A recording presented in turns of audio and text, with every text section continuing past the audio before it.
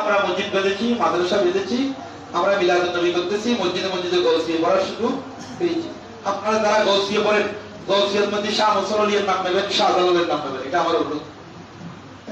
আর যে গৌসিয়ার মধ্যে এদেশের যে গৌসিয়ার মধ্যে শাহ নসর আলী শাহজালালের নাম নাই, সেই গৌসিয়ার তারা কাছে যাবেন না। সেই গৌসিয়া আমাদের দরকার নেই। সেই গৌসিয়া মক্কার ব্যবস্থানি করলেন, সেই গৌসিয়া আমাদের এখানে কোনো প্রয়োজন নেই।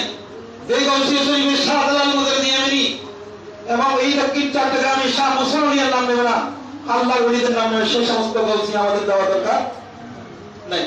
তারাই করো, সবসময় এই কথা সামনে রাখবেন। যেখানে মিলাদ করেন, কেমন করেন, আপনার মা বাবার জন্য ফাতিহা করেন, ওখানে মোল্লাকে বলবেন যেখানে নসর আলী এবং শাহজালালের নাম দিবেন, মোল্লাকে বাধ্য করে দেবেন। আমি মনে করি এই বাংলার জমিনে আমাদের ফাতিহা দুরূদ কবুল হবে না এই মানুষদের নাম না নিলে। শাহজালাল মুজাহিদ ইয়ামানিকে স্মরণ না করলে এই বাংলার জমিনে আমাদের ইবাদত কবুল হবে না বলে আমি মনে করি। কেন? কিন্তু যাদের উসিলে আমরা পেয়েছি তাদেরকে বাদ দিয়ে যদি আল্লাহকে ডাকি, আমি আল্লাহকে যাদের উসিলে পেয়েছি তাকে বাদ দিয়ে যদি আল্লাহকে ডাকি, আল্লাহকে আমার কথা শুনবে? আমি যার উসিলে আজকে আল্লাহ ডাকার সুযোগ।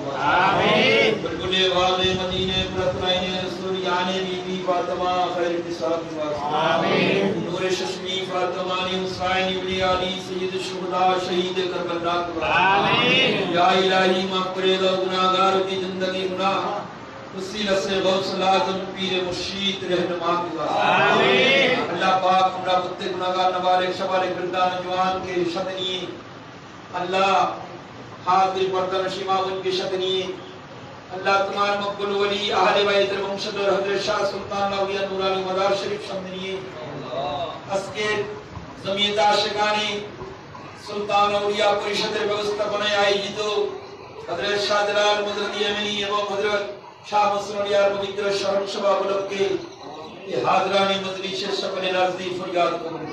আমিন। মাওলানা করিম আমরা